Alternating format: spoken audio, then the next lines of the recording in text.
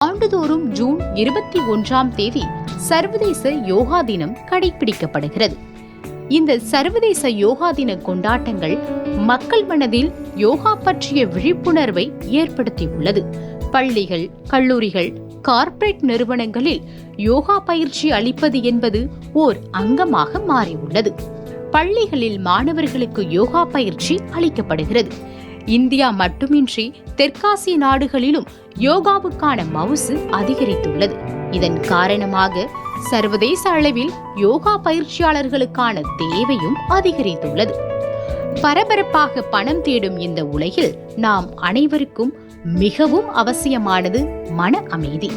வாழ்வில் நடந்தவற்றையெல்லாம் நாம் நம் மனதில் போட்டு குழப்பிக்கொண்டே இருப்பதால் தான் உளவியல் ரீதியான பல பிரச்சனைகள். ஆனால் யோகா செய்வதன் மூலம் நம் மனதை நிகழ்காலத்தில் தக்க வைத்துக் கொள்ள இயல்வதோ